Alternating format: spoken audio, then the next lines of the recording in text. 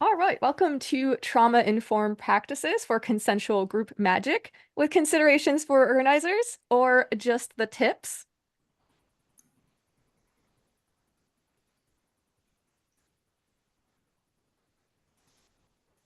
I'm Lux Estrada, as some or all of you may know.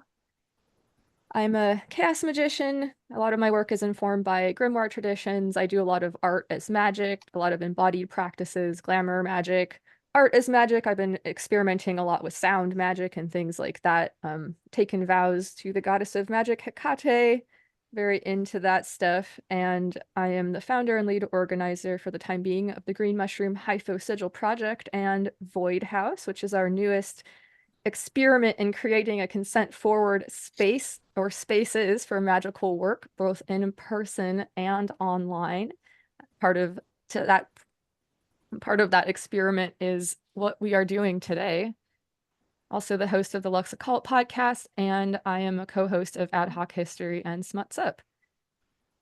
Make things. I enjoy doing visual art, a lot of audio magic, and other things like that. I'm kind of a huge nerd, as we'll be touching on in some parts of the presentation today. I like a lot of tabletop role-playing games. I have a degree in biology.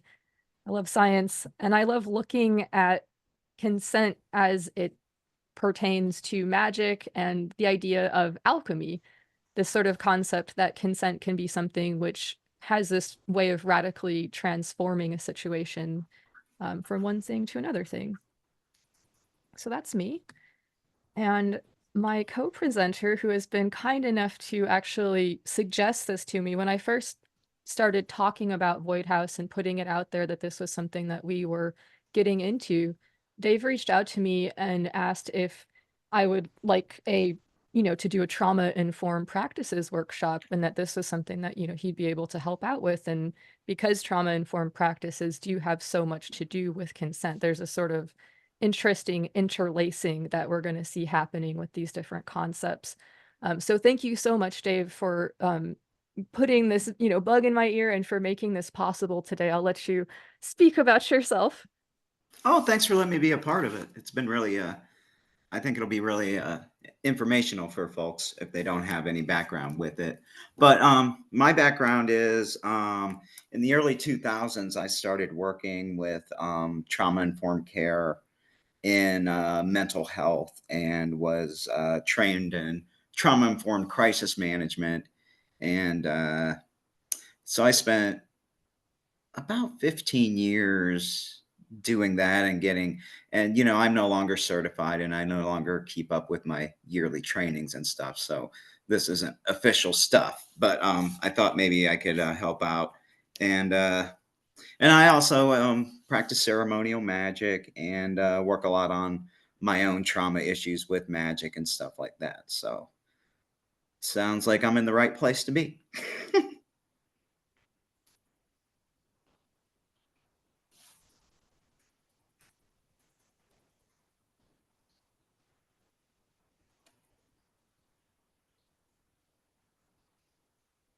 Hello?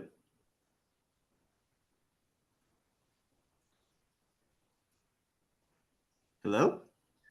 Alexa, I don't think we can hear you.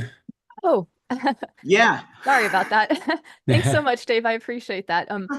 So you can see there, um, and thank you for also mentioning that this is not official, as it is probably pretty Yeah. obvious from the presentation. This is the first time I presented on this topic, so I'm a little bit nervous. Thank you all so much for holding that space for me there and everything. But I did want to mention that Dave was on my show a couple of times, Lux Occult, and one of the things that we talked about was metacognition, neuroplasticity, and healing from trauma. And I think that that really dovetails nicely with some of the things that we're going to be talking about today.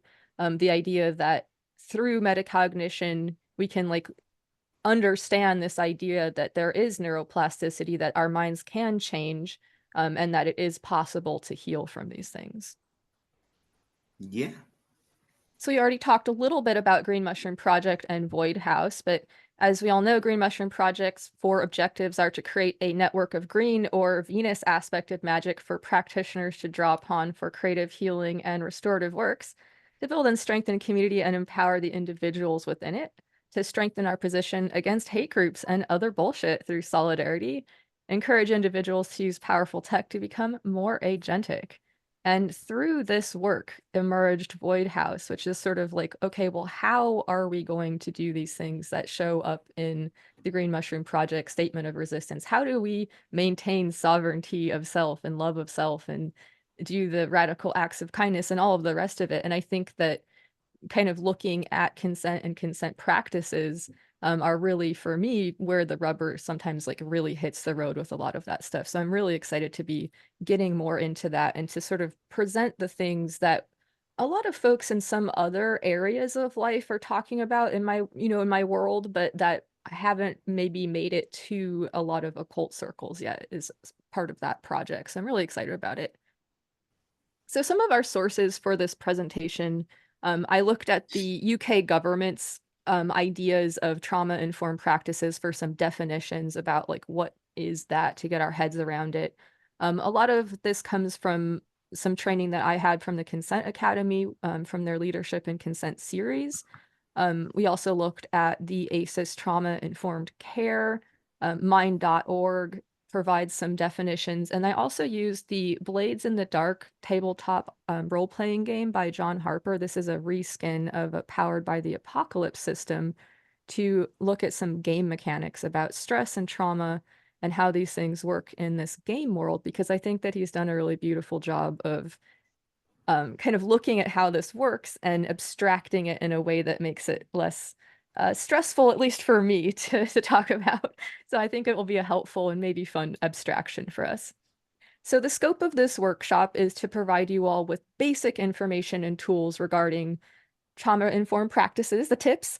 So these things can be integrated into our magical and spiritual practices in our daily lives, and also into the procedures and policies of Void House and the Green Machine Discord server. So part of this is something that I wanted to put together for the mod team, but we also have a lot of folks in our community who are organizers in other spaces or who are doing that work in other like capacities. And so I thought it might be helpful to offer that up to whoever would like to hear it. So please take care of yourselves. Just talking about this topic can be emotionally activating. Hearing about trauma, talking about it, it can activate those pathways and it can be really stressful, to the point of sometimes being distressing. So please take care of yourself. Before we begin, think of a few ways to take care of yourself should something come up during the presentation. This is definitely not mental health care. It was created for the purposes of providing information about how to recognize signs of trauma or trauma and act in accordance with this awareness. It's definitely not intended to be a substitute for mental health care or anything like that. This is really to provide basic information for people to sort of like take into their daily lives and their magical practices. So a couple of respect agreements before we begin here. You're free to leave at any time for any reason without telling us why. I mean, you're welcome to if you want to, but you're welcome to just, dip out if you need to.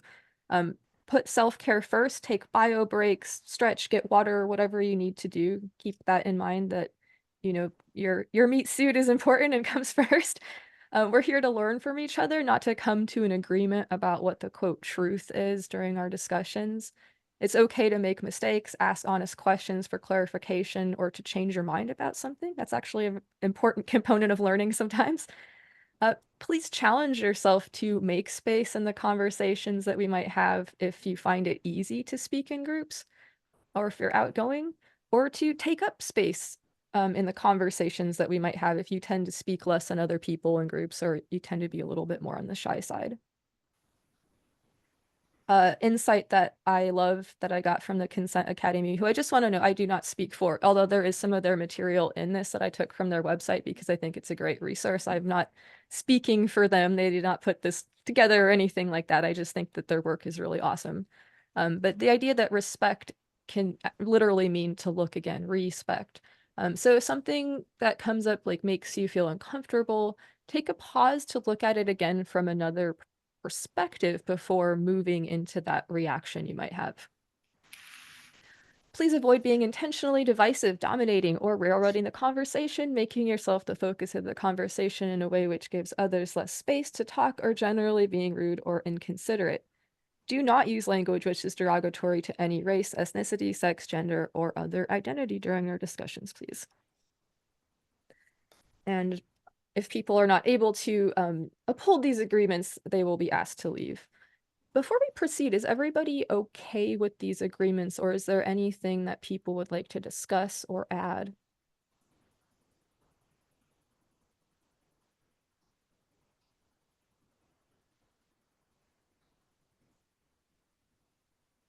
I see in the chat here that Candy is noting the awesome artwork that Charlie made there, and I agree, it's fantastic. We have so many talented people hanging around, so yeah, very cool.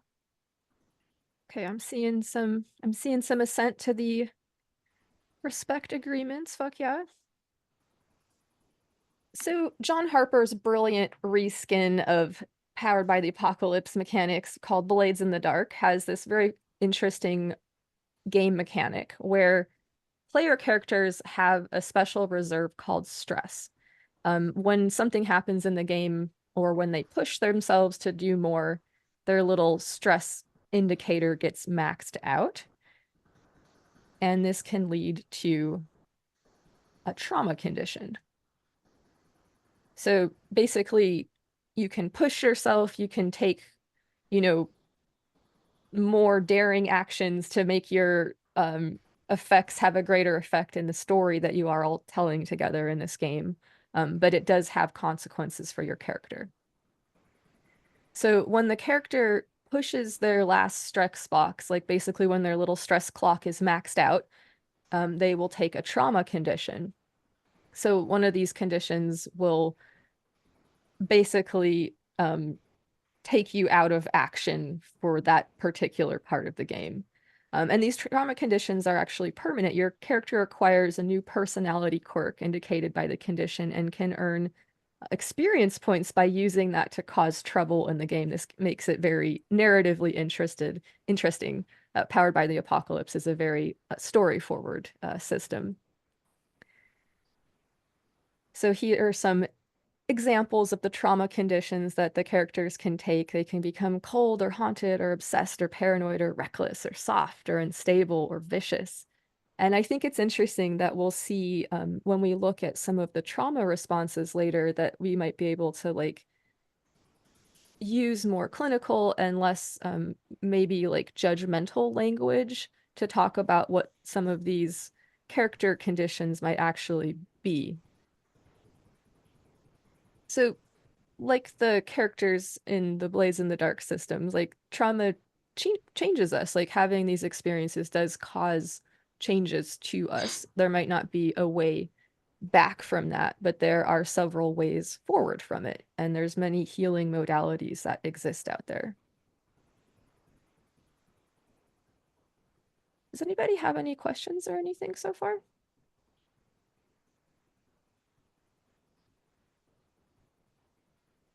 Okay, so basically the idea behind trauma-informed practices is being aware of sort of how trauma works and how it affects people and behaving in a way so as not to cause more trauma.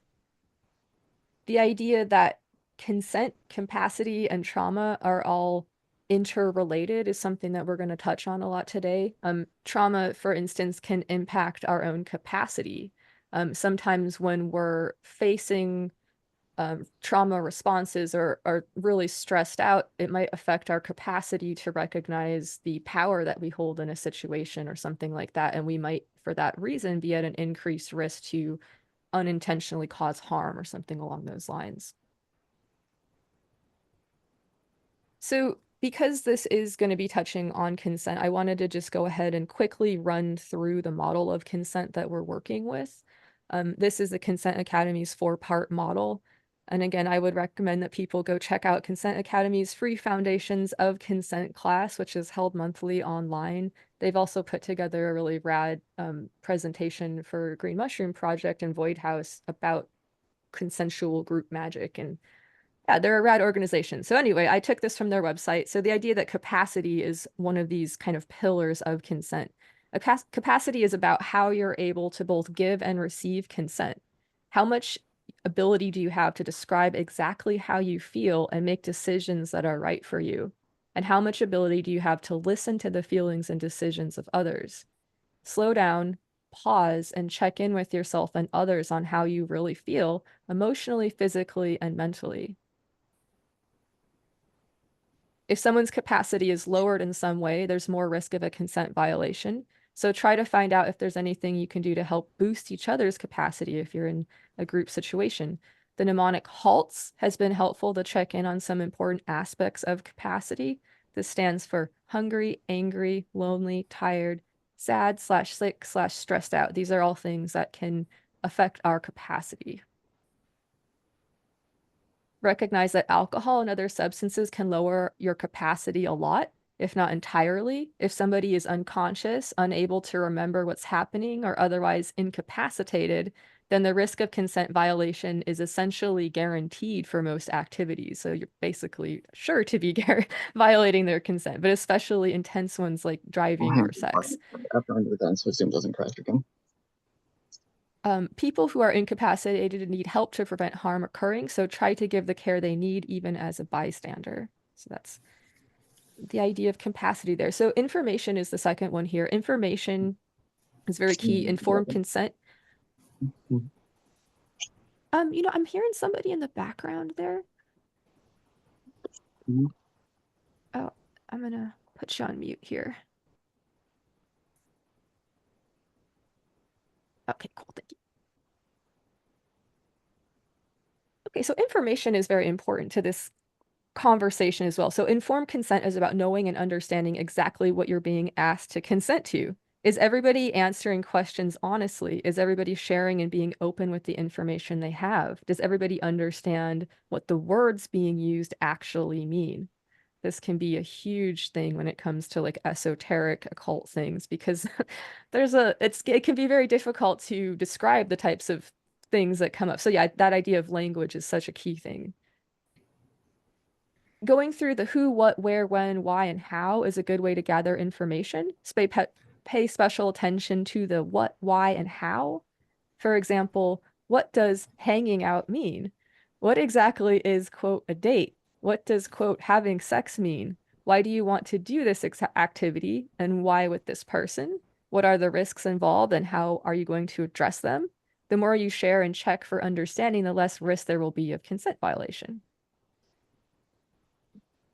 Being clear about what you're asking for is super important if you want to avoid misunderstandings and unintentional consent violations or incidents. If somebody asks you to do something and you're not exactly sure what they mean or want, ask for clarification. You don't have to agree to something you don't fully understand. Very important. Agreement and boundary setting is the third part of this. Once you've checked in on capacity and shared the information you need, the next step is the ongoing process. And the ongoing process of consent includes asking questions, making agreements, and setting boundaries. Being explicit is the least risky way to make an ask and set an agreement or a boundary. Being explicit means being as clear and specific as possible. Say the words, accurately describe the activity, how you feel about it, and if relevant, name the body parts involved. If it's too difficult for you to say out loud, maybe it's too risky for you to do. Setting time limits, maybe you want to try something for a certain amount of time, or maybe you only have enough capacity for a limited amount of time. Setting a time limit is a good way to combine agreements and boundaries. For example, you might say, I'm willing to try this, but if I don't like it after 5 minutes, I want to stop. Seems fair. Some people say consensual agreements should be enthusiastic. Enthusiasm is great, but sometimes people can seem enthusiastic when they're actually nervous or scared. This is something we're going to be getting into today with some of the trauma responses, actually. So this is a really important one here. Judging somebody's body language can give you helpful information, but always ask how somebody's feeling rather than assume. The way somebody's body is responding is not always representative of how they feel either. Again, agreement and boundary setting is part of an ongoing process. Take lots of breaks to check in on sensations specifically. How does your stomach feel? Is it tense or relaxed? Are your hands and feet warm or cold? How is your heart rate? Do you need a bathroom break? Asking questions like this gives somebody the chance to figure out how they're feeling by letting their mind and body catch up to each other. It also lets that person know you care about them as a whole person and that you understand that sometimes what we imagine something will feel like isn't always the reality. Remember that just because somebody said yes to something before, they don't have to say yes again. And if someone changes their mind in the middle of an activity, that's okay. Stop and ask if there's something else they'd rather do. Give people lots of time and space to answer honestly. Lastly, remind people often that saying no is okay. It's easy to forget, especially if we don't feel powerful in a situation or if we get overwhelmed by sensations. Okay, so the fourth part in this, and sort of like the juicy kernel, like this is sort of like the reason that we do this. Like autonomy is why we practice consent at all. Autonomy is everyone's inherent right to decide what's best for their own body, mind, spirit, and story. If anybody wants to do something that involves other people's minds, bodies, spirits, or stories, they have a responsibility to communicate and help create the feelings of consent between everybody involved. If they don't, everyone gets to decide for themselves if they feel a consent violation has happened to them. This is when your boundaries have been crossed and you feel harmed by it. We all violate consent at some point, even if we do it unintentionally, so we should practice taking accountability for our actions as we would want others to do. Accountability can be difficult, but respecting somebody's no is one of the easiest ways to honor autonomy. Don't try to convince people to change their mind. Making somebody feel afraid or unable to say no is coercion and a guaranteed way to violate consent. Also recognize that the absence of a no is not a yes. Don't assume that the way someone is dressed or behaving means they really want to say yes. Don't assume it's way too risky. Ask questions, listen carefully, and respect how people respond.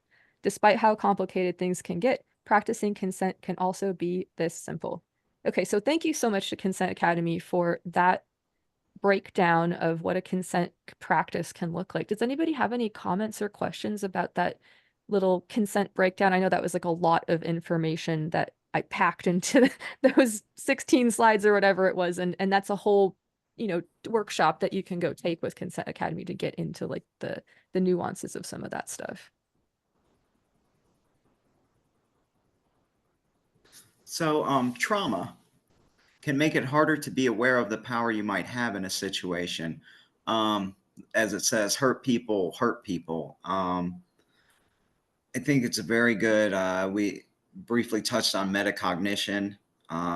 That's a very good thing to have if you are a person who's, processing their own trauma, and to try to keep your trauma not spreading and hurting other people, Mm-hmm.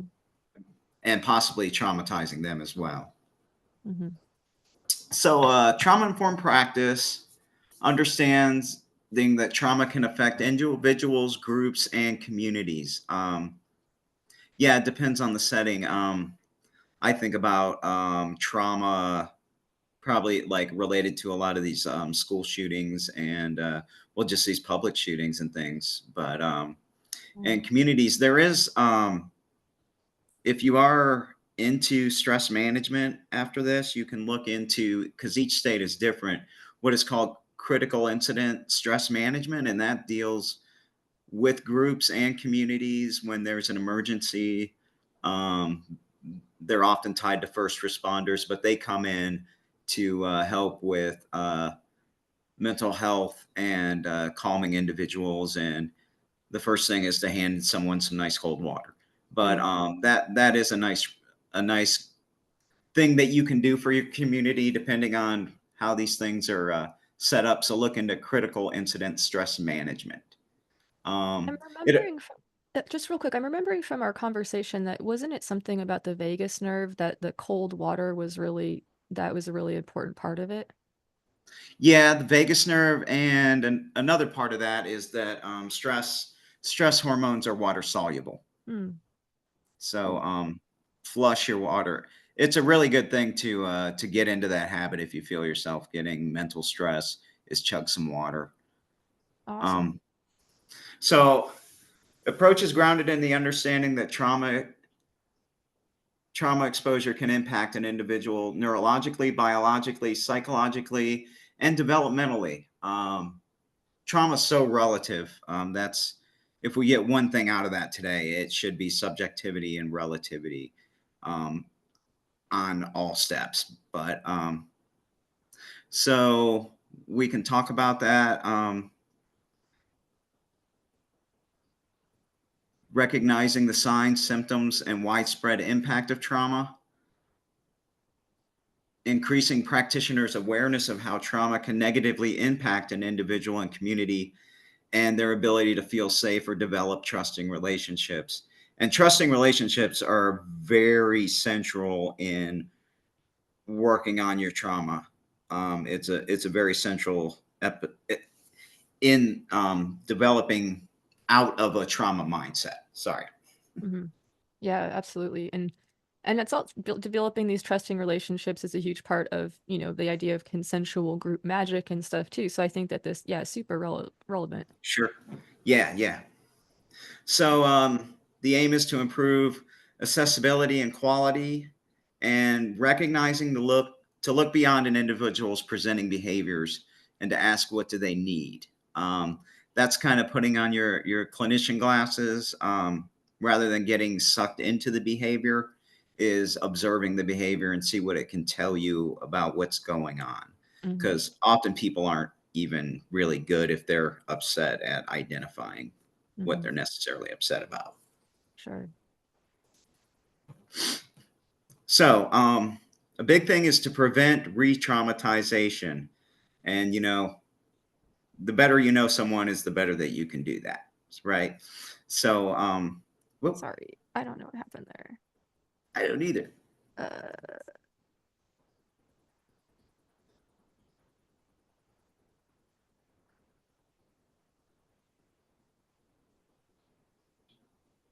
That's where we were. Okay. Okay. Sorry about that. Again, No, that's not good. professional. Apologies, friends. So, it's important to try not to re-traumatize people. Reminders of previous trauma are a big, kind of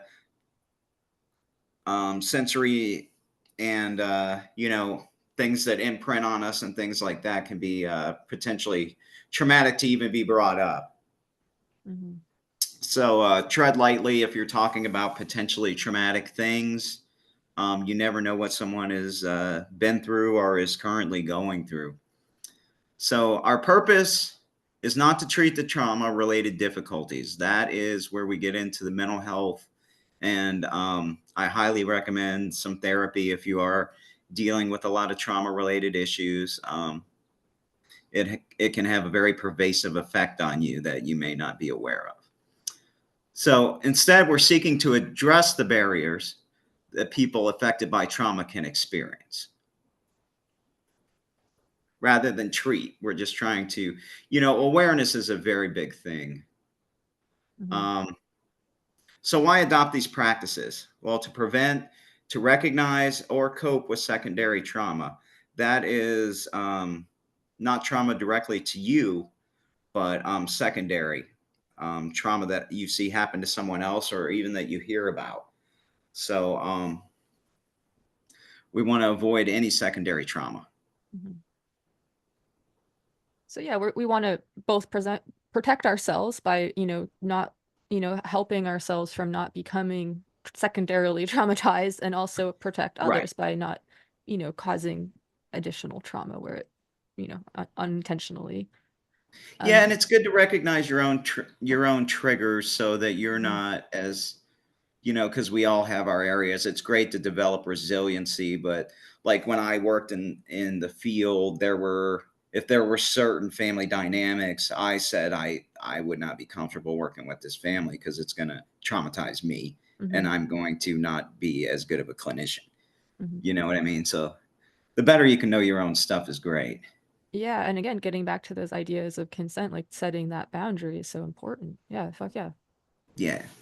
So we don't need to know. Yeah, we don't need to we don't need to put on, we don't need to be a mental health care specialist to know somebody's traumatized to still treat them with these practices, right?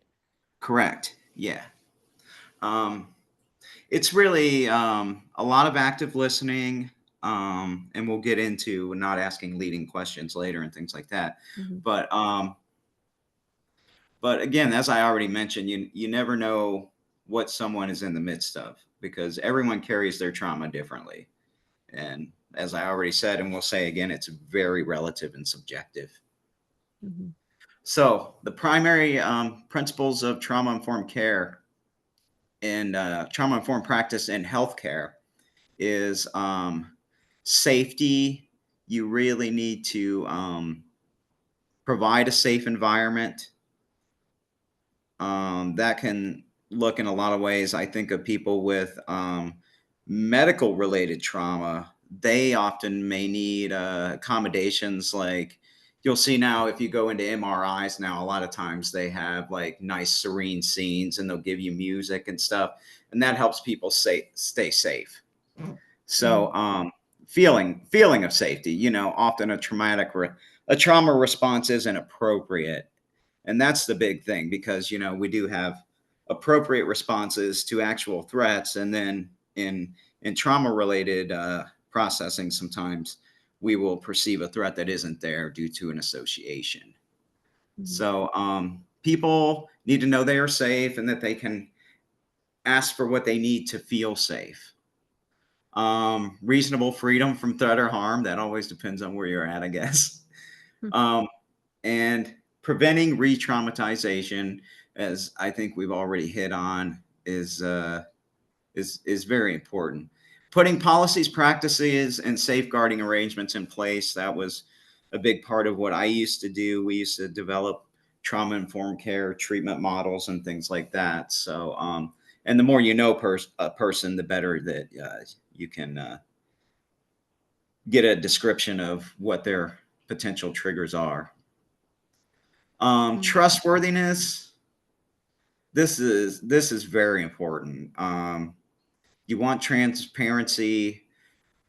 Let people know exactly what's going on and why. That can be a very overwhelming thing if people are just given directions in a situation that they don't really know about. It can hide a lot of anxiety. Do what you say you're going to do, and do not make false promises. Do not say something you're going to do and then not do it, because that is a very good way to get rid of trust. So provide clear expectations. Do not overpromise, as we just mentioned. Confidentiality is also a part of trustworthiness. If someone, trusts you enough to share that information with you, do not share it unnecessarily with anyone else. Choice. Again, we're talking about decision making, and having a voice in the decision making process, which in healthcare can be very important. We're moving more to a trauma and care informed model, but before that, after the medical model, historically, then we moved into where I was coming in was client centered services, which had some elements, and now we're getting all the way into trauma informed care, which is great to see. And you got, again, listening a lot is very important. Being clear, not leading, letting people decide for themselves what they need is very important. Okay. Collaboration. In healthcare, this can be a very complicated thing, but improving your communication system is a big part of collaboration as well. Using formal and informal peer support. Informal peer support is just your natural, like your family, your friends, your doctor, people that are already a part of your network. So mutual self-help is great. It's great if you have, a relationship with someone where you can both, talk about those sort of things without judging each other and just, getting that off your chest. It's very good to be heard. So ask what people need and collaboratively considering how these needs can be met. Asking rather than telling people what they can have. try to ask what they need. Yeah. Empowerment is, part of asking people what they need is also empowering. That's share power and give all a strong voice in decision making, and that's individually and organizationally. Let everybody have a voice. That includes the staff and the users. And yeah, everybody, and it's interesting if you're really analyzing behaviors, everybody has a piece of that pie of what's going on. So you really need to listen to everybody. Mm. And it's very important to listen to the person. Especially in like a clinical setting or anything formal, it tends to be a clinician taking the lead about what a person wants and needs. I can't tell you how many times I was in behavioral meetings, and about 10 people, all of these specialists and stuff, and they're going into what this kid's trying to do, what they need, what they want. And I'll ask, well, what did they say they wanted or needed? And you'd be blown away by how many times they had not been asked. Blank looks on their faces. Right. It's like, oh, what a novel idea to ask the person themselves. and Yeah, that's something that does seem to be improving, yeah, and as we that's move good into to this model. it's good. That's So good to hear that it's improving and everything. And I think that we can see with these principles too how this kind of plays with that consent model too that we looked at just now. So there's a lot of cool interchange here, I think. yeah, well, we'll be hitting on some things multiply because they apply from different angles. Mm-hmm.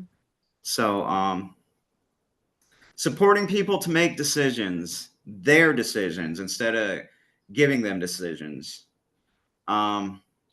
Acknowledging that people who have experienced or are experiencing trauma may feel powerless to control what happens to them. Again, we were talking about this, putting people in charge, giving them the choices. Now, if they feel overwhelmed by that, then you may have to back that down just a little bit. That's Mm-hmm. up to the person to say, though. Mm-hmm. They may feel isolated and, have very low self-worth, especially if they're coming in for help with something serious. Mm-hmm. So cultural considerations. We all have our tendency to have biases. You got to be aware of them and really try to stay objective. Again, this has been a case where if it was something that I couldn't get past my bias of, I did not interact in that case. Mm-hmm. So, some things may be too much for you depending on that's again subjectivity. That's up to you, but you can't just stereotype people because they belong into a big group, because people are variant. Mm-hmm. And behavior is variant. Yeah, and this will definitely come up later when we talk about the stuff for organizers in terms of like, well, how do we handle these incidents of things that we might have to Right. handle and stuff. So yeah, totally. Trauma is when we experience very stressful, frightening, or distressing events that are difficult to cope with or out of our control. It can be a singular incident, ongoing, that happens over a period of time. I was when I was taught it, I was taught that as we develop, we build these shelves of experience, and all of our experiences we have throughout the day, well, that goes on this shelf and that goes on this shelf, and trauma doesn't have a shelf. And so you might have to build a new shelf of experience for your trauma. Yeah, that's really interesting. So we all have potentially traumatic episodes. One I like to mention is I think everybody's been close to being in a car wreck, and you get that surge and everything. Or even if you're in a car wreck too, that hopefully wasn't too serious, but that can be a very traumatic. I've had nightmares from car accidents and things like that too. Mm-hmm. So it is so variant, and it really depends on your experience and your expectations. So how it affects people is so variant. Yeah, It can absolutely. It can happen at any age and affect us at any time. There is no time does not matter necessarily with trauma. There are certain things that just, they're just as severe 30 or 40 years later. Yeah, and the car crash analogy that you mentioned, I think we might have talked about this on the show, but the idea that two people could be in this car and one Oh, person yeah. could, have these horrible nightmares for the rest of their life, and then the other person like forgets about it the next day. Like it's going to be completely different for different people. Never affects the second person. Yeah, it is so variant. Again, I think it has a lot to do with expectation. Hmm. So, we're talking about emotional trauma rather than like a traumatic brain injury, physical kind of trauma. And little T versus big T trauma. Big T are those gigantic events, and little T are those little things in the background that aren't Yeah. quite as monstrous, but they're also important. Yeah, I And had a therapist that I think broke this down pretty well, and an example that he gave me, and one of the main points of the conversation that we were having at the time too, that he wanted to drive home was that it doesn't have to be dramatic to be traumatic. Like it doesn't right, have to be that's great. something crazy and wild or like it. The example that he gave me to illustrate this is that he had recently moved, and where he moved to, they had like a cockroach infestation, and he woke up in the middle of the night and he looked over at his wife sleeping in bed, and there was a cockroach like crawling on her head, and he freaked out and he like got the cockroach off and whatever it was, he dealt with it. But then he said that for like nights and weeks after, he would like lay there awake at night like wondering if cockroaches were going to come crawl all over him while he was sleeping. And he's like, I was traumatized by it, even though it was just a stupid cockroach. Like it changed my perception and my sort of like way of being in my world, in my bed and stuff. And like so that would be considered like a little T trauma, but just even that type of thing can cause these changes. And I think it's also a good illustration of this being something that it's not, you're not broken. He wasn't broken by this. This is just kind of part of like the learning process of our brains, right? Like this is these things that happen, these trauma responses, this is us, this is our bodies trying to protect us. So it's not that there's something wrong, it's doing what it's supposed to do. It's just not always adaptive to the situations that we're in. Right.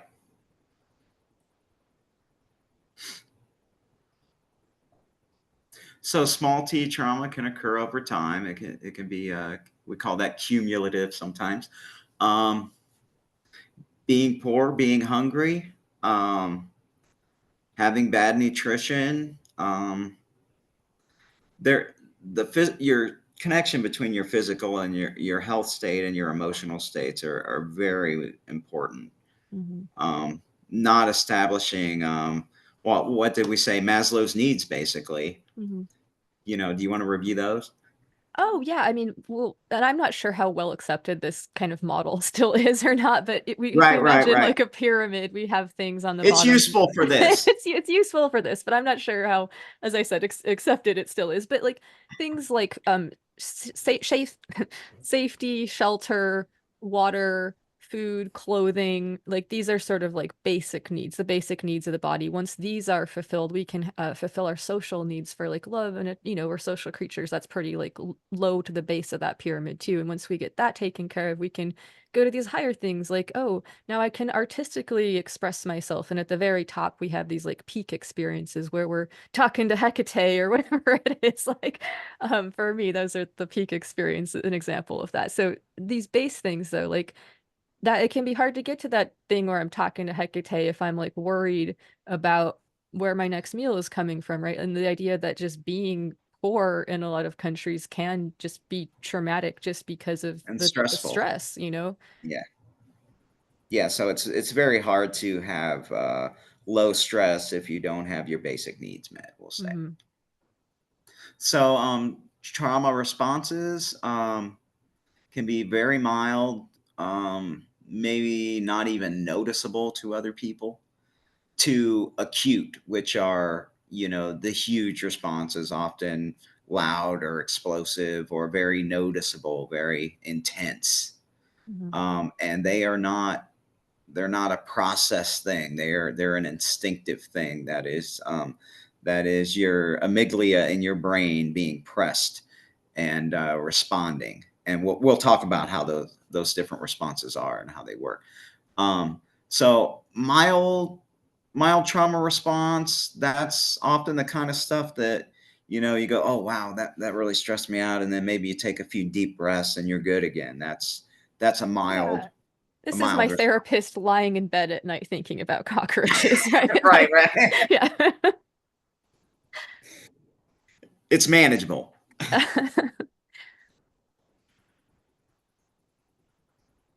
Okay. And stress is any external event or internal drive that threatens to upset. The organistic equilibrium. I'm so sorry, I did not fix that typo. An unintentional joke there, but basically stress can be anything that knocks us away from our baseline. And there's the idea that like some of these things can be like really good, like eustress. Yeah. You can get really stressed out studying for a test and then do really fucking well on the test and be like, fuck yeah, I feel great. Whereas distress is like, you become, more and more stressed out to the point where you're having a really hard time coping with it. Instead of studying, you just panic. Yeah, instead of studying, you start drinking and then you like drop out of school and whatever. I don't know. Yeah. Or whatever. Maybe that's the right choice for your life in the long run. Anyway, I don't know your life. Who Sorry. knows? Maybe This you need metaphor is getting orgasmic away from me. equilibrium. But there is this idea between eustress and distress. Right. And as we kind of touched on before, we're changed by these experiences. Yeah. Trauma, as we said, is, extreme stress. Like very, big out of the way things, like we mentioned, you don't have a shelf to handle it. That's the big T traumas. Where did my thing go? Yeah, we're changed by the experience. That's part of, I guess, how you know. So there's a lot of different, with the subjectivity. This is not an exhaustive list, but some different types of trauma that we can talk about. Childhood trauma, I think we all probably have experience with that to a certain degree. Collective trauma, which is, could be among a group. Generational trauma. Do you want to handle generational, Alexa? Yeah, I think generational trauma Versus collective? Yeah, I think that there's definitely some like crossover here, but I think, for instance, generational trauma is something that we've been discussing, my cousins and I and my family, surrounding my grandma's recent passing, and just sort of like looking back at the patterns that we can see in our family history and how these, stories have affected, these generations, and how these kinds of things have kind of played out over and over again. And, Yeah. as people in our generation, like looking back and having tools that their older family members really didn't have access to, and asking ourselves, like, how will we like look at these stories, these patterns in our family, and how will we like make changes for the better? So that's, yeah, an example. I just wanted to note here that Rich B in the chat mentioned that there's also confrontational stress that works for some people, where it helps to overcome things, but obviously for others it makes that worse too. So that, just wanted to note that too. And yeah, thank you. This is, as again, not an exhaustive list at all.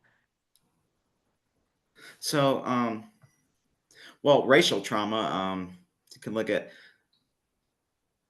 a lot of minorities' history with police involvement and how the police treat them. And, that is an ingrained trauma in many minority groups who are, have suffered that kind of treatment by the police. Yeah, a lot of these things we're going to see that a lot of this stuff comes to just these systemic issues that we face as, societies and stuff. And so yeah, depending on what order of magnitude we're looking at things at, it's pretty easy to kind of come to the systemic issues quickly. Right. And moral injury is, from being forced to do something that you're morally opposed to. That can be traumatic for many people. Absolutely. Yeah. And secondary and vicarious trauma, that is hearing about other people's trauma. That can be very rough. Psychiatrists tend to have higher end on the suicide rates than a lot of other professions. They're not the highest, but they're up there. I'm sure it's You really, stressful. if you're getting a lot of other people's trauma, you really got to do self care.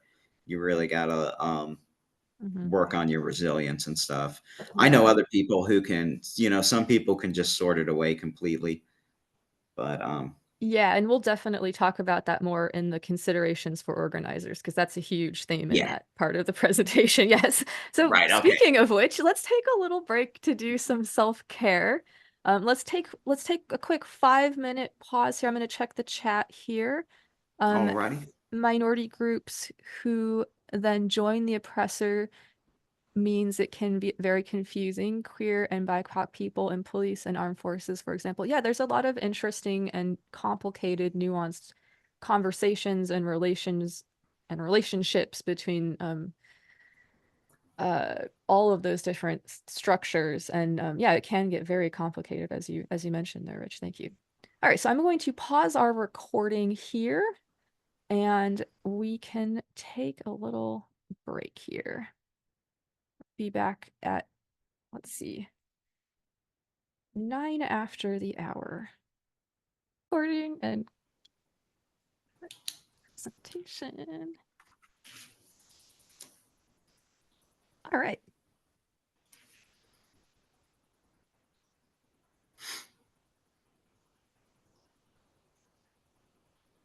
So, oh, you want to take this? Go ahead. Oh, I was just going to say, as I mentioned earlier, these stress and trauma responses, we talked about how they happen on a spectrum and how they are the body's way of trying to protect us. So even if it feels like bad or weird or, inconvenient or whatever it is in the moment, inappropriate in the moment, it's nice to have that intellectual understanding that this is things working how they're supposed to work, and this is just the body trying to protect us. Yeah, that's really good. Any in that situation, again, metacognition is really good to be able to identify it. I'm talking about if you're feeling it in yourself, to identify the symptoms as we talk about them, and maybe you can catch yourself before you get too escalated towards trauma. Mm-hmm. So, trauma responses: fight, flight, freeze, fawn, fix, fake, fatigue, and flood.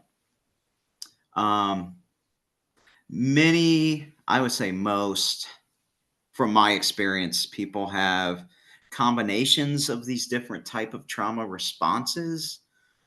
Um, it depends on the situation, I think, but often a singular person behaves pretty routinely. So if you can identify common trauma responses, then that's usually going to be very helpful. So a fighter, someone who fights in trauma, is it may be directed at someone who's trying to help rather than a responsible person because that's safer. Um, it is, and often if someone who is in trauma will, if there is someone there they have more of a better relationship with, they may direct it at that person because they trust that person more. Um, it doesn't always show up right away. It can just come on later on during the incident, and it's not really for stopping the threat, but it's for intimidating it until safety can be found. Um, maybe even you're directing directing it towards yourself to keep it from going in other directions too.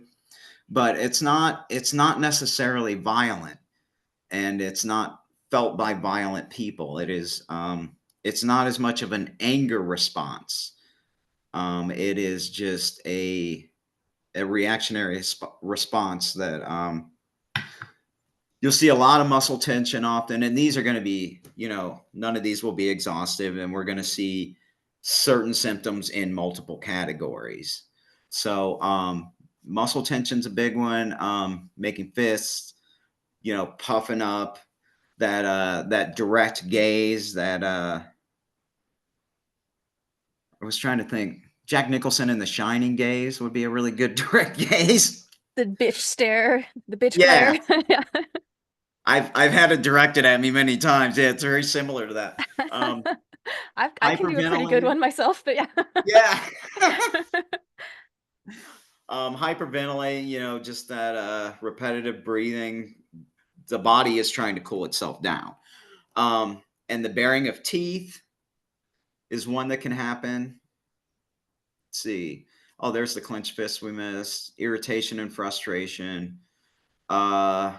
Recklessness. Maybe doing things that are very unsafe and not necessarily realizing it, like throwing a chair through a plate glass window. You could have rage, very defensiveness, very snappy responses, putting up your hands like to fight, yelling, quick movements, an impulse to assault or annihilate, and some people do black out and do attack people. So again, this is your body's way of coping with the threat. It's not as much of like a revenge or anything. It is your body trying to get rid of the threat in every way possible, from getting that tension out to breathing to try to cool yourself, to try to physically defend yourself. These are just responses to a threat. Yeah, and I want to just note that idea about revenge or vengeance and stuff, because I think that there's a lot of narratives in popular culture, especially in like things like action movies and like superhero stories and stuff about trauma and vengeance and revenge and things like that. And like, I think that kind of separating that from what's actually going on with this fight response, I think is helpful. Yeah, they're very different because this is in the moment. This Mhm. isn't a later thing. So flight is, of course, to run away. You can get muscle tension with that, pale and flushed skin, trembling, pupils dilate, sweating, very big worry about creating distance and being worried something can create psychological distance. Flight is, there is often a lot of confusion in the flight mind. It's not necessarily a cohesive flight. It's more just reactionary. Again, it's just in the moment, the body reacting to the situation. Yeah, absolutely. And somebody asked Ro asked in the chat, can the fight response also show up as chiefly verbal? I'm not referring to somebody yelling or using their physical stance as they speak, but argumentative quality of words themselves. I think so. I think for Oh, myself, sure. particularly, I've noticed that in situations in which I'm becoming activated, I will put on my bitch face pretty quickly. And sometimes that is adaptive for the situation and is helpful, but sometimes it's really not, So yeah. And you can verbally intimidate the threat to keep safe. Mhm. Yeah, I think that, and asking about the other responses, could they be verbal? Could they be, physical? I think that there could be a wide spectrum and combination cocktail Definitely. going on of all these different responses and ways that they're manifesting for us. So yeah, a real cocktail could be had here. Yeah, with any of these, certainly. Mhm. Could I just sort of add one thing? Sorry, I don't want to interrupt you too much, but in my experience, that in these situations where normally you're expected to react in a very, very active way, myself, in my experience, I tend to shut down and to be ridiculously passive, where normally you Yeah, should be reacting in a very, violent or how dare you kind of like just to completely shut down. Okay, we well, haven't I'll gotten just. Yeah, there that's yet. our next Yeah, one, I sorry. believe. we Yeah. haven't gotten there Oh, I'm yet, sorry. but Okay, that's fine. It's fine. disassociation is a very Okay. common one too. Yeah. Okay. Yeah. That's fine. That's Yeah, fine. it is. I'll go back on mute. It's okay. Cool. Yeah. So Sorry, where were we, Dave? I think we were done with that one. Okay. So anxiety and dread, indifference, panic can be a very big one. The brain is often running in a lot of directions at once, just like the body. Looking away, closing eyes while talking, people who are recoiling and continually moving away, and disassociation, which we were just hitting on, which, you can disassociate in a lot of ways, but it's, shutting down from what's at hand. Mental diversion and escapism. This can be us just burying ourselves in things so that we're not thinking. I had a I kind think of sorry. I think you and I are both Yeah. guilty of that, Lex. Yeah, we've talked about this before, and actually, Yeah. when I was putting this slideshow together, I had a sort of insight, a cognitive insight, and this idea of like disassociation or burying myself in work, and that being one of the ways that I cope with these trauma responses and stuff. And like I'm like, oh, I think that's what I'm doing right now. Do do do do do. And I carry on. So yeah, just wanted to note that it was kind of funny. So freeze. This is really just shutting down, just freezing. Deer in And the this could be- headlights, yeah. Yeah. I like the term analysis paralysis. That'd be a good rapper name. It's probably taken. It probably is. Little analysis. Little now. So that's just going at things over and over and trying to decide. And can lose time, as mentioned. Time is very elastic in these high stress traumatic situations. Time can go very fast or it can go very slow. I'm sure if you can remember a traumatic episode, again, I'll go to like a car accident where that's one where time will slow down for people. So you get muscle tension, temporary paralysis. And yeah, I have seen that with people who will just freeze on a roller coaster. A lack of tension in the face, because that tension is more that fight response. Get dilated pupils, a blank gaze. I don't know if we mentioned this in here. It's good to know. If somebody does get stressed, they do tend to get tunnel vision. So it's best if you're trying to present them with information that it's directly in front of them. They may hold their breath, have a choking feeling. There's the vagus nerve there. Can make it physically difficult to talk about what's happened. Do you know more about the vagus nerve stuff? I think you know a little more about it than me. I'm not like a medical person or anything. I do know that it does come into play with a lot of these responses, though. I know that it's sort of this nerve that runs through most of our body and is, involved in a lot of the physical, emotional responses. Because even though emotional responses like can feel like they're in our heads sometimes, like they actually do happen in the body, and a lot of it does have to do with this vagus nerve. And the idea that it makes it difficult to talk about what's happened, this is going to come up in a big way when we talk about considerations for organizers. So keep that in the back of our minds too. So yeah. Okay. Cold feet, literally. Your blood is going to your core. The freeze person can have that surprise shock response, not move though. There can be confusion, numbness, emptiness, which, that numbness is generally from endorphin rushes. Shame. Why didn't I fight back? Why, people may not be as likely to report things like an assault because they didn't fight back. And it's real easy to victim blame in a situation like that. Well, if it was so bad, why didn't you fight back? That a freeze responder will probably not fight back. There can be depression, very minimal movement. Yeah, I've seen really bad things happen with people with a freeze response in a bad situation. And yeah, you can just literally just lay down and curl into like a fetal ball. And there's no action. Whereas the flight person is overabundant with reaction. This is, a lack of that, and escaping mentally. Yeah, so there's some intersection between some of these two, like the Yeah. escapism. Maybe we could put that under freeze. We could also put it under flight, since you're sort of Yeah. mentally fleeing, but you're also sort of freezing. There's some of these are difficult to categorize. So, and we could also They're choose. not mutually exclusive. Yeah, and they're not mutually Yeah. exclusive. We could also, come up with a different system to, categorize these with. Yep. This is just sort of one way to get our heads around it.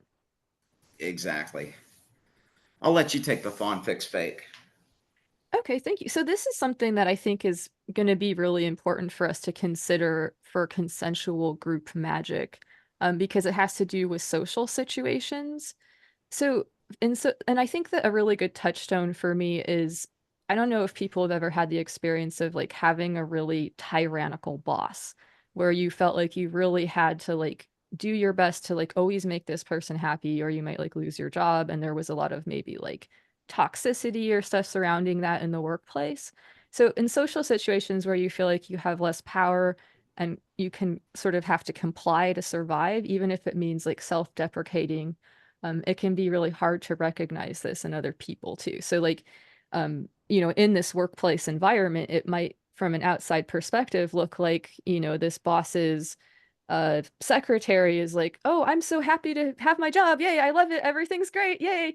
Big smile. And like, but they're not doing well. They're not in a great situation, right? So it can cause people to consent to something that they're not okay with. So they're not actually really consenting to it. They're not feeling with this idea of consent being meaning to feel with. They're not actually in the situation like they want to be, even though they might be, saying things enthusiastically. So you might be able to ask things like, can you feel your hands? Can you feel your feet? How's your stomach feeling? Like this can be ways of checking in with people, kind of touching back on that consent stuff that we mentioned earlier. Neurodivergence is a complicating factor in a lot of these social situations as well.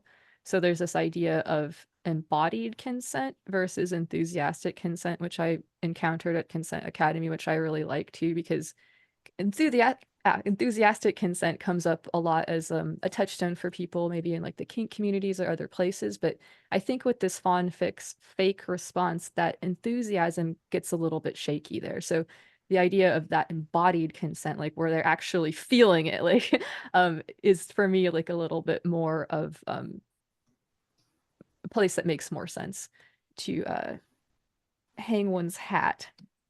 So these things can be really hard to detect. As I mentioned, it can look like this secretary or whatever in this workplace is really happy, but really they're not, and they're scared, and they're worried that if they're late from lunch, they'll lose their job, or other things like that. You might be able to detect things like muscle tension, pale flushed skin, dilated pupils, sweating.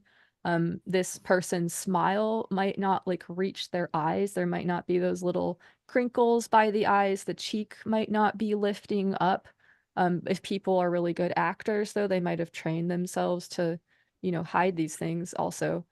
You might look for signs of resentment, though. I personally have been in this workspace situation before, and there oftentimes is a lot of resentment of what's happening there. So that's might be under the surface there. And there's also fear and hesitance, the idea of feigned enthusiasm, guilt or shame. You can start to feel responsible for things that are outside of your control, like, oh man, my boss couldn't find parking at the restaurant and it's my fault and he's going to be so mad, and like, oh, I need to like make sure that his favorite dish is waiting for him so he like doesn't like yell at us later at the meeting, or, like that type of thinking, that people pleasing thinking. Deferring or complimenting, sending something like, oh, like I trust you completely, like you're the best boss ever, like ever, nothing that you could do would ever be bad. Like, so as an organizer, like if you start to hear things like these types of statements, like I trust you, or I trust you completely, or I have no boundaries with you, or things like that, like those can be really big red flag phrases for people in positions if you're in a position of power, if you're an organizer, if you're a teacher in a space, whatever it is, if there's any type of authority that you might hold, even if you don't like feel like you do, if that is actually the situation, these are really good times to like check in and make sure that there's not this fawn fix fake thing happening. Rushing, apologizing, cringing, flinching, compliance, caretaking. These are all behaviors that are associated with this response. So fatigue can be another trauma and stress response. The idea of just completely being overwhelmed and just kind of shutting down. We might be able to put this in the freeze or the, flight category if we wanted to, but I think that it's also fair to take it and put it in its own. The idea of just being really, really lethargic. A lot of crossover here with, symptoms of depression too. I think we talked about this, Dave, you and I. Yeah. Now, this last one, flood, this is a sort of intense overwhelm, an extreme emotional response. It might be accompanied like with roaring or ringing in the ears. I definitely have had this happen before, like where I've gotten like way more mad than I thought it was possible to even get. And I've seen like literally my vision change and I heard like roaring in my ears. Like it was really intense, right? And just like, yeah, like this really intense, I called it a rage-gasm. I was like, it was like a rage orgasm. It was that intense. And but so like things like this can happen, right? This, or it can be hysterical laughing or uncontrollable crying in situations that are not necessarily like appropriate for those responses, right? Like maybe you're at a funeral and you all of a sudden just bust into uproarious laughter, and it's not that you're actually happy, it's that you're having a trauma response. Extreme cases of this can involve loss of urinary control, again, because the vagus nerve can become so stimulated. Vomiting, bowel release, seizure, orgasm is sometimes a bodily response that can occur during a sexual assault as the body's way to protect itself. And this is something that can cause a lot of like confusion and stuff for survivors. And so just understanding that this is just the body's way of protecting itself, I think, is a really valuable thing for people to understand. So when we're kind of thinking about all of these responses, this cocktail of different things that might show up in different situations, the idea to sort of consider, like, how might these things also show up over the internet when we can't see or hear each other? Like, this is space that we're in with each other a lot. And so kind of taking into account that like some of these trauma responses might be happening, and there are way fewer ways for us to be able to check in on each other. So really taking time to do that verbally, if that's the only way that's necessary or that's available, is a good thing to do. As we mentioned, a lot of people will have more than one flight, fight, freeze, these responses. It'll be a cocktail. Another thing that can happen is that because we're such social creatures, if you're all of a sudden starting to feel one of these responses coming on in yourself and you're not quite sure what the source is, like you're like, oh man, I'm having that thing about cockroaches coming up for some reason, but there's no cockroaches around and there's nothing that reminds me of cockroaches. Like, why is this happening? It might be that somebody around you is experiencing that and you're mirroring it. So if you're picking up on something, check in with the people that you're around, because you might actually be experiencing what they're feeling. So this is a thing that social creatures can do. So that was a lot of info. Do people have any questions or comments? I think that there's some stuff in the chat here. Rich B mentions suppressing for too long means that you can't respond normally, even in a safe situation. Yeah, I mean, the idea of suppressing the way that you feel can be a really stressful thing to do. And April, no worries. We are recording this, so you are welcome to watch the organizer portion later. This is definitely going to be a little bit of a lengthy talk here. Ro mentions, to be clear, these responses we just went through are responses and trauma these the responses that we went through are responses to trauma as it is happening and responses people can have to triggers that remind them of the initial trauma. I think yes. Dave, would you Yes. agree with that? Yes. Yeah. Thank you. Yeah, thank you so much for that clarifier, Ro. Appreciate it.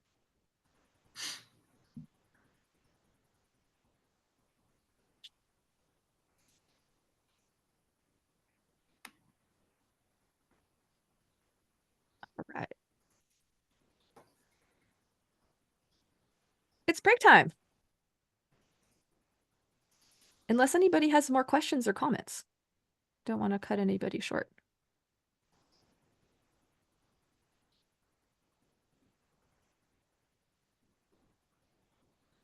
All right. Let's take 5 and then we can come back for the next portion here.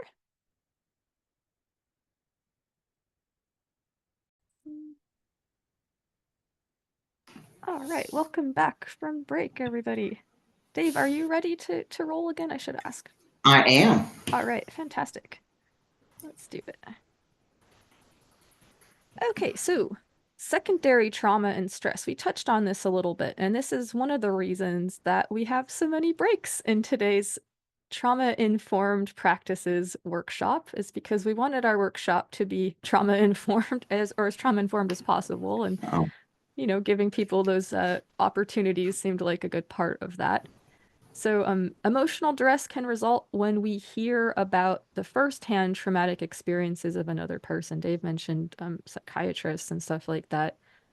This can result in compassion fatigue and make it harder to do your trauma-informed practices, like the idea that you can just get sort of burnt out from the stress of doing this all the time, and then that burnout can decrease your capacity, and that can increase the risk of consent incidents or violations happening. Sorry. Okay, so some signs of this happening are, you know, starting to feel isolated, you're starting to feel super anxious or depressed, starting to disassociate. I know disassociation has been a big topic of today's discussion. And also, funnily enough, when Dave and I met to review this presentation, he was like, oh, you didn't put disassociation on there. And I was like, I swear I did. And so I was like, I'll put a note to put it on there. And then it was on the next slide. And then it was also on the next slide. It was on there twice. Every other slide. I think it's funny that that it came up again today. So that can be a big thing. Physical ailments can also be a big part of this. We talked about the idea of the relationship between the body and the mind, and that being a sort of imaginary dichotomy itself, right? There's not really these two things. It's just the one thing that we imagine are two things, in my opinion. that could be fighting words for some people, but that's my outlook on it, at least. So some engaging in self-care, as Dave mentioned, is really, really important. If you're in situations, if you're in an organizing situation where, you know, just organizing even just a chill little community like we have here, it can get stressful sometimes. And like, so taking the time to, you know, talk to people, meet those Maslow base pyramid needs of food and drink and fresh air, stretching the body, getting in our spiritual stuff, the mindfulness, meditation, prayer, things like that. And then this is an opportunity to ask ourselves, like, what are some of our favorite self-care things that we do to like help us build capacity and feel more resilient? And if people have things about that they want to share, there's an opportunity now to do so. I love yoga. I do a lot of breath work if I'm starting to feel worked up. Yeah, nice. Yeah, breath work is really helpful. I do a lot of box breathing too when I start to feel activated. Yeah. I love Mhm. box breathing. Also, I like to sing to move stuff through me. Like if I'm really upset, I have like a playlist of songs that are cathartic to sing, and I really always feel better after I do that. Fuck yeah. Oh, I yeah, love that. that's I love great. singing too. Yeah, fuck yeah. I'd 100% agree with that. And those songs will be different for everybody. And it might be just a drone that's like an hour long, or it might be like some cheesy pop songs from the 80s, or it could be anything. It'll Yeah. be whatever works for you. It'll be something. And there's certain, you know, tracks or albums, even if it is nothing to do with what the musician or the composer intended. No, this is the one for you. This works, and it will like get you into that safe space, headspace. That sounds awful, but you know what Yeah, absolutely. I mean, obviously physical exercise is a good thing, but in the last year I've picked up that kind of like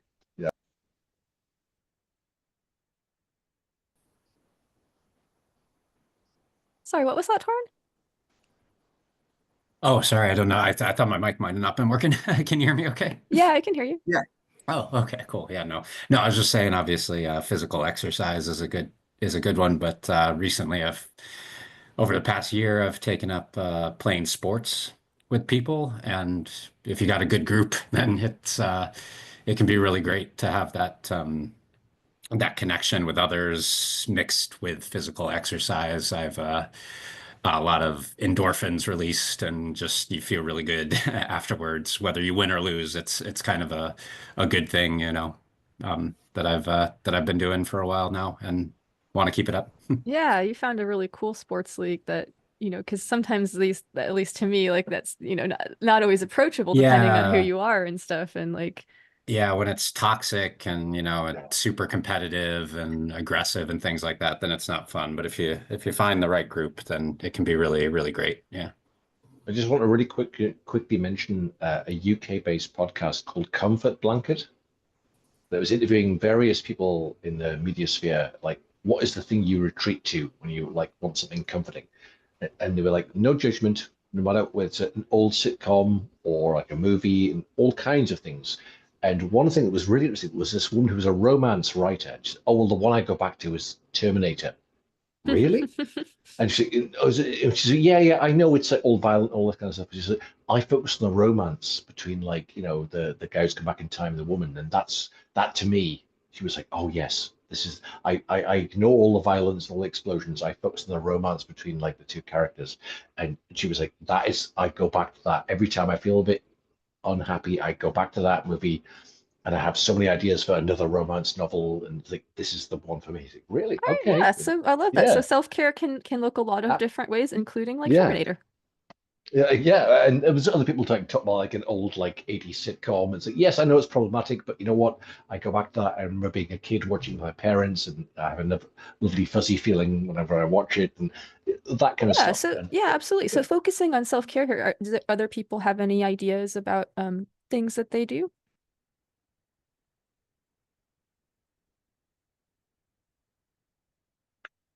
I can say something that a friend of mine gave me a guidance on many, many, many years ago. So I'm quite old compared to you people here. And this idea was like to find your happy place, but not just find it, but reconstruct it in your mind. So imagine a time when you were happy. It might be in a cafe or your mom and dad's house or at a sunroom or something. Imagine that specific time and to try and reconstruct it in intimate, immense detail. And every time you're sad or trying to go to sleep or anything, just reconstruct it, Yes, add some go more to your detail. happy place. Exactly. But Thank yeah, you. but like Yes. not just go to your happy place, but literally visualize it as realistic as possible. Add Yeah, make it in absolutely. 4K, like just add every detail, so that whenever you feel sad or you're like, oh, I can't get to sleep, okay, I'm gonna try and reconstruct it. Well, what kind of seat was I sitting on? What kind of clothes Okay, was I wearing? awesome. Yeah, Thank you so much. So, sure. what kind of boundaries are we able to set with ourselves and with others in terms of how can we minimize where we're, getting this type of like stress that could potentially move into secondary trauma? What types of things can we do to, maybe spacing these things out? If you're somebody who, let's take the psychiatrist example, like let's say you are seeing a lot of patients really close together, maybe seeing fewer patients and more spaced out would be a way of setting a boundary for yourself so as not to incur too much of this secondary trauma.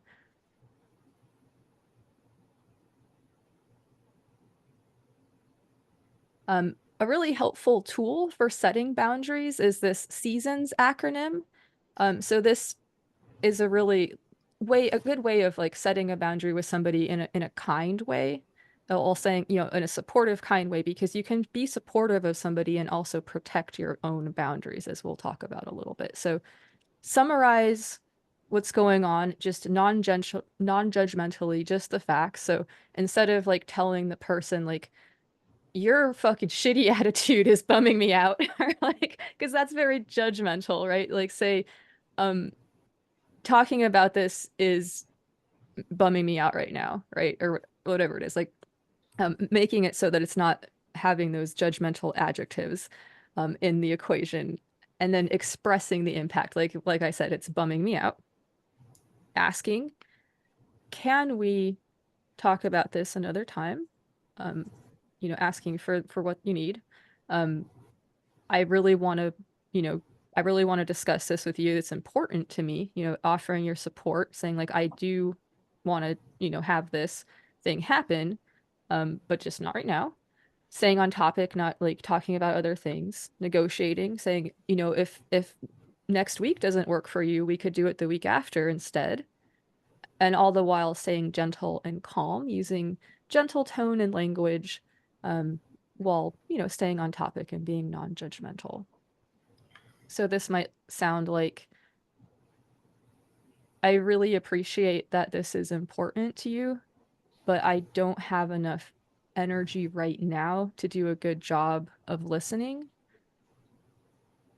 And I'm at a place where I really, really just need to go meditate for a couple of minutes and get back on my feet. So would it be okay if we talked about this later? And I know that you have a lot going on later, so if later's not good for you, maybe we could talk about this tomorrow and maybe set a special time to do that. While I agree with everything you just said, I absolutely agree with it. The only caveat I would add to that is that saying that to some people, not to everyone, but to some people, they can get very angry and think you're being patronizing. Even if you're not trying to patronize them, they can assume or take the wrong inference from what you're saying. Everybody is free to feel however they want to feel about the Sure. things that we say and do. It's our responsibility to say and do the things that are aligned with how we want to move ethically in the Absolutely. world and stuff. So Absolutely. yes, people have the right to feel however they feel about these things. I For just sure. think that I literally did what you're talking about with the best of intentions to somebody, and they got very, very upset. Maybe they were having a trauma response. They were having a terrible time. I didn't know at the time. It's all cool now, but I didn't realize, and I was trying to be what I thought was really cool and chill, and it was the worst thing ever for them. But it's fine now. We talked it through. It was okay, and we kept the dialogue going, as I said earlier. So, but yeah, And you've got to be careful that some people can take things completely the wrong way. you're right. And I think that actually like is a really good thing to note, because setting boundaries is something that can be really tricky, and it sometimes can lead to conflict. But that Yes. doesn't mean that we shouldn't do it, because it's really important, as we talked about Oh, no, earlier with the whole absolutely. Yeah, consent thing. Yeah. I So, will but say you're at the right, it same can't. time, I told this person one thing and they were very upset. I told somebody else exactly the same words, and they were like, "Oh yeah, fine, that's a good point. Yeah, cool, I'll take that on board." Literally the same words, and one person Sure. was I'm sure we've traumatized, very upset, and the other person was like totally chill with it. So you've got to I'm be sure, careful. yeah. I'm sure Yeah. we've all had that experience where this is I mean, you might have heard the expression "read the room," right? This is something Yeah. that comes up Well, I in failed to read the room. comedy, right? Absolutely failed to read So, the room. Yeah. but that's what that comes from, right? Is that Yeah. different people are going to respond to different things Yeah. differently. So yeah, absolutely. So these are important things to consider. You, in addition to, you know, setting these boundaries, you want to, as well as you're able, read the room if that's a thing that is possible. That, you know, people have varying degrees of access to the ability to do this, you know, just based on who they are too. So yeah, but things to consider when creating your trauma-informed practices for yourself. Again, realizing that, you know, preventing secondary trauma to yourself, you know, it's about protecting yourself and it's about protecting other people. So taking self-care, talking with people, therapy, support networks, things like this to prevent secondary trauma from the stresses that you incur in your organizing activities or other things that you do in your life. Ways of increasing your capacity, things like we talked about earlier, the self-care stuff. As I mentioned, increasing time between experiences, like the therapist having less clients, maybe as a way of having boundaries. just practice. The more that we do these things, the easier they'll become. The more familiar we become with our trauma-informed practices, the easier and more natural they'll seamlessly flow into the way that we move in the world. And the more that we can heal from our own traumas, as Dave mentioned, like the better we can kind of like protect ourselves from being triggered by these things.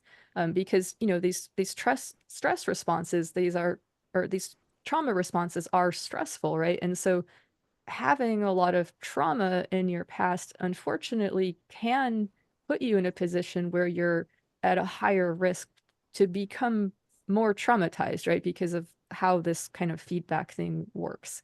So the more that we can heal from our own traumas, the less we'll be triggered by what we encounter, and the less secondary trauma stuff will happen. Was that it?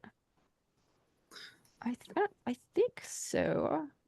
I think that was it. Sorry. That was No, the that end was of part that was two. the Okay, end of there it the is. that was the end of the trauma-informed practices portion. Right. So we have moved to the part for organizers, but I wanted to give people the opportunity to ask any questions, or if people have comments or anything.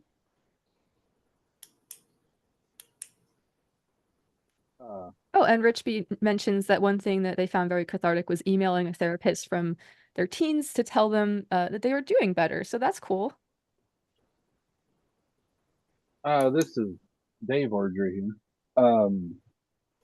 I was talking about this when we were on the break, but I don't think you were here, Lux. I just wanted to say that usually, like, this social stuff goes way over my head, and you guys have put this together in a way that I understand Oh, extremely Dave, well. I relate hardcore with that shit. So, dude, you do not get it. That social shit is so fucking like empathy is intellectual for me, right? Like I need it to be spelled out.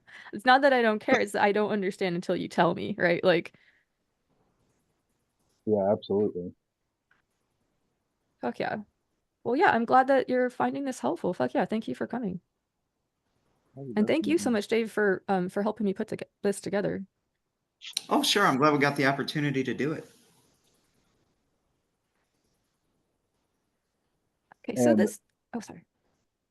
when I can relate a lot to a lot of this. I'm diagnosed with post-traumatic stress disorder. Mm-hmm. So it's kind of a thing where stressors actually put you back into a place you can't really emotionally deal with stuff. It's like a vicious feedback loop.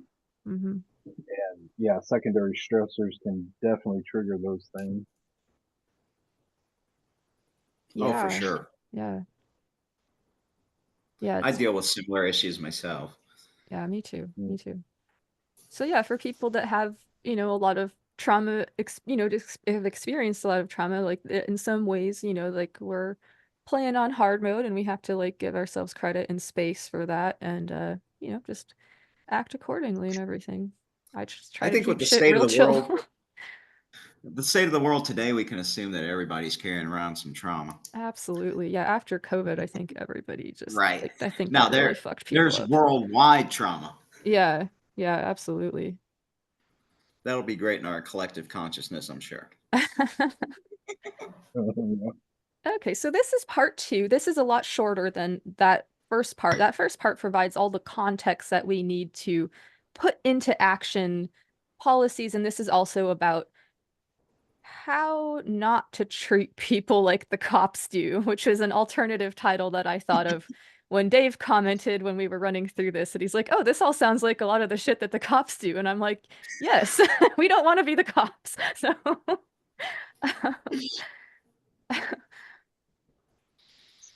so when we're in organizing positions or leadership positions or whatever it is, no matter how hard we try or how good the systems we construct are, how cool the people we're working with are, whatever it is, there's always going to be a need for organizers and communities to help resolve conflict and to handle incidents that might come up.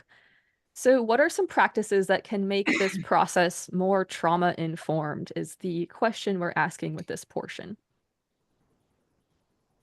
So some things to consider when somebody comes to you with an incident report. So the first thing you want to do is to just get the story of what happened. So you want to get as much information as possible in a trauma-informed manner, as we talked about earlier, using that gentle language, those gentle tones, allowing the reporter to feel fully heard. In your own head, kind of noting down also, how are you responding to this? And what are your own potential biases that might be at play? Let's say somebody comes to you with a report that one of your good friends maybe did something that violated this person's consent. And you're thinking in your head, well, this person is like super cool. I know them super well. They would never do that, right? Like that's a huge bias there, right? So just taking note of that and not saying it to the person, but just noting that that is part of the equation.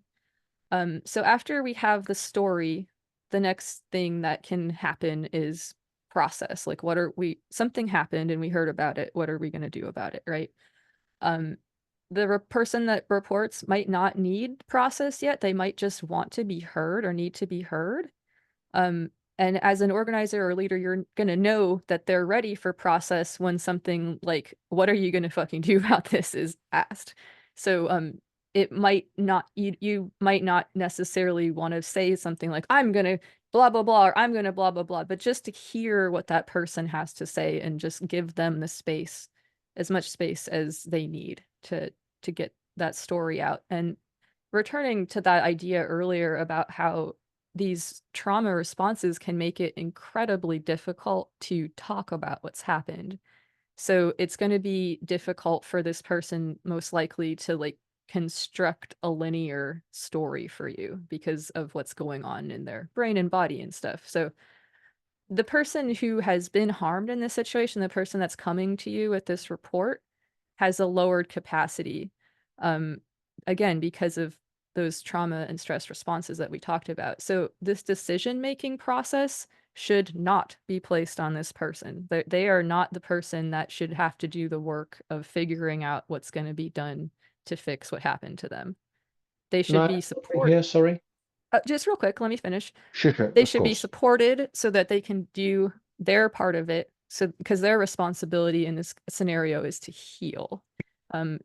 Especially like, so I recently had something happen in a community that I'm a part of where somebody came to us with a report of something and the organizers were discussing what we should do about it. And one of the organizers called the person who had made the report and asked this person if they wanted us to kick out the person that they made the report about. And I fucking flew off the handle because that was entirely inappropriate. Like to have placed that onus on that person was a real misstep on our part as organizers, and I think had the potential to cause that person a lot of harm. And I was very unhappy about that. So yeah, just an example there. What did you have to say? So I just want to add two things. One, I did some training with somebody who actually is experienced with like how to report things, at least in the UK. And one thing that was really insightful to me was that, like, if you see something that you initially think like, oh my God, that's awful, I must go and deal with. No, do not get involved. It's observe and record. It feels counterintuitive, but there's different ways to do that. If the person comes to you and says like, I have a problem here, or if you can go and speak to them privately, or would you like me to report this? And they say no, then that's a whole different situation. It gets very confusing. But then later on, a year later, there was an incident where somebody had been, how can I put this without outing myself? So Acting, maybe we could save acting, this. Maybe we could save this for after when we get. Sure, 'Cause sure, I would okay, like sure, to sure. get through the process that I Of put course, together for the sure, moderators here before we that's get fine, that's fine, sidetracked that's with stories. No, Yeah, I don't want us that's to get absolutely too fine. far into the No, weeds no, here. that's cool. That's cool. I'll just roll that back. That's fine. There will be time for questions and comments after we get through this, though. So as I said, it's not this person's responsibility to deal with what happened to them. And as I said, I was pretty unhappy with the way that that was handled in this particular instance. So the idea of having a victim-led process, or, you know, the person who's been harmed, victim is kind of a loaded term for some people. But having this process be led or be centered on this person and their needs doesn't mean that this person has to be in charge of that process. So the code of conduct and the policies that we have about how things are handled and sticking to these things are there to protect everybody, because, you know, when we encounter stress, like when we hear about traumatic incidences happening, we can also move into our own trauma responses. So none of us at this point are kind of thinking super, super clearly. We're all at a little bit of a reduced capacity. So at this point, we can rely on these procedures and things that we've put together when our heads were much more clear and we weren't stressed out. And we can use these things to help us protect ourselves and others in these instances. You can also validate people's feelings without crossing your own boundaries. Um, you can say, you have a right to be angry, and I want to show up for you right now, but you need to not yell at me. Your feelings are still important, even in the face of somebody else's trauma. I'm going to say that again. Your feelings are still important, even in the face of somebody else's trauma. It's something I need to remember myself. That's why I said it twice. So treat the person who's potentially caused harm in a trauma-informed way too, like the person who you're hearing this report about. Being accused of causing harm can also be very traumatic. So treat everybody in the equation, including yourself and your fellow organizers or whatever, with these trauma-informed practices. So again, this idea of preventing secondary trauma after an incident.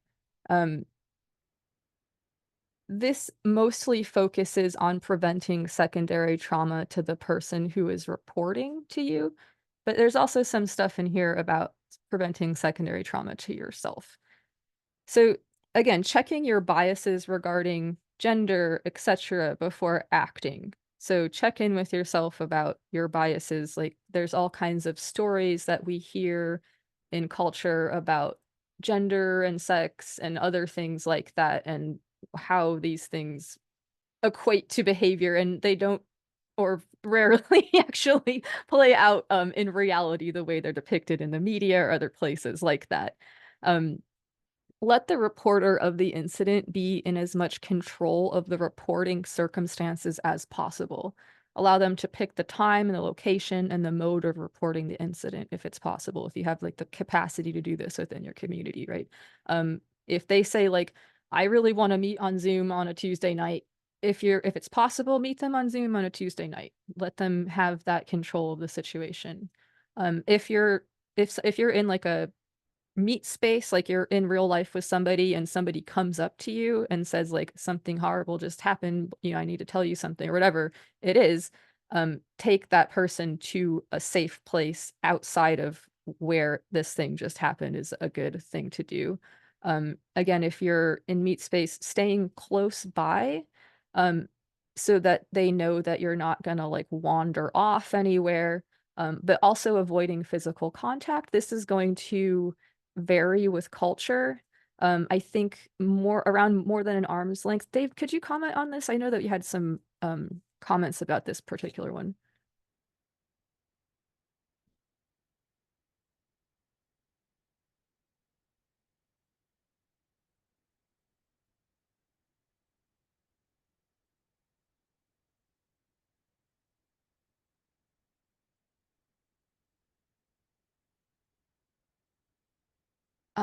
The other thing is, don't attempt to moderate a discussion between a reporter and somebody who they are, accusing of harm. Like, don't say like, oh yeah, you and me and that person that you said violated your consent. We should all three get together and talk about this. Do not do that. Like, that is a potential for disaster, a potential to cause a lot of re-traumatization and harm. And would require special moderation skills and stuff like that, which are likely way outside of your area of expertise and stuff. So do not suggest this as a way of handling this incident, at least not in this community. Allow a reporter to have a support person while giving the report. If they want to have a buddy with them while they're telling you about what happened, like, absolutely, right? Assure them that nothing is going to happen without them choosing that it will. Saying like, we're not going to like rush off and like go crazy and do anything about this until you feel okay about that.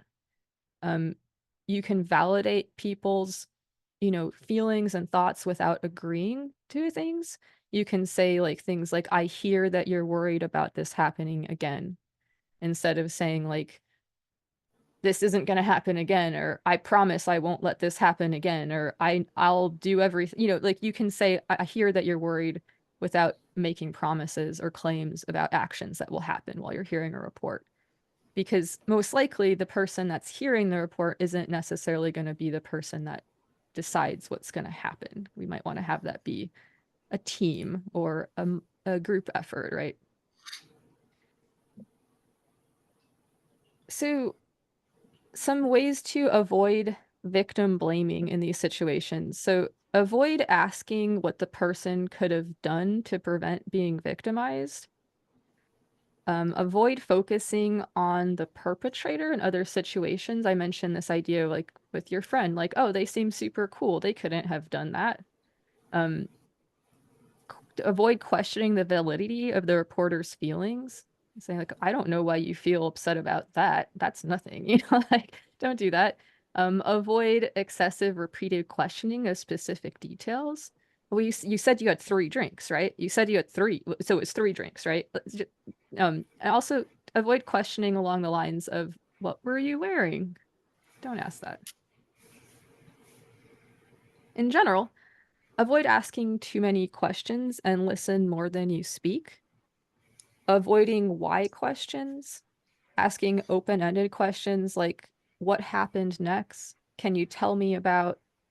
And don't put words or feelings in people's mouths like, would you say this was sexual assault? Like, don't ask questions like that. In general, avoid qualifying statements, like making judgments like, you were pretty drunk at the time. And remember that inconsistencies are normal due to how cognition and trauma functions. So don't point them out in a person's story while they're reporting it to you. Expect that they'll be there and take good notes and figure out a way to suss it out without being a dick about it. And while you're doing all this, remember self-care. Emotional duress results when we hear about the firsthand trauma of other people. So this can, if this is something that you're hearing about all the time, it can burn you out and it can make it harder for you to give a fuck and to do your trauma-informed practices. So some signs that you're getting burned out are, again, this idea of these things being associated with like depression symptoms too, but like feeling isolated, heightened anxiety or depression, disassociation, physical ailments. I sometimes get like really bad headaches when I get too stressed out. It's things like that. So the idea of what kind of practices can we employ or boundaries can we set to help prevent secondary trauma is the takeaway thing here. So does anybody have any comments or questions or anything like that? This is like a little revisit to the acronyms that we saw today. HALTS, hungry, angry, lonely, tired, sick, sad, or stressed, and then the seasons tool. I just wanted to put those on one slide in case anybody wanted to use that as a reference. And we have come to the point in the presentation for questions and comments and shared stories and experiences and all of the rest of it. Thank you all so much for hanging out and listening and taking part in this presentation. Yeah, thanks a lot. Thank you guys for putting it together. Absolutely. Yeah, my pleasure. Thank you so much. This has been so informative to me and my polycule.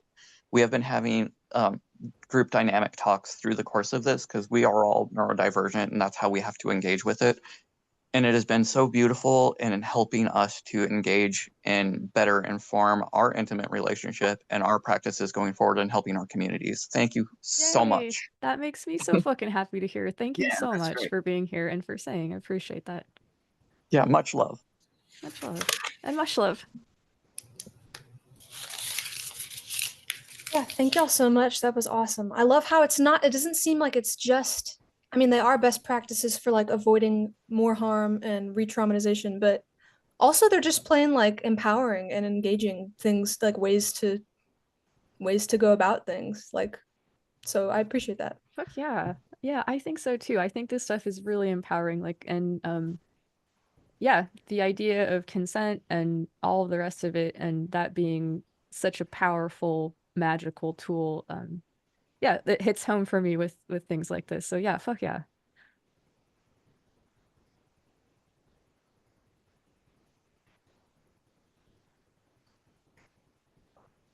All right, friends. Well, unless there is anything else, I think I'm going to stop recording and button us up here.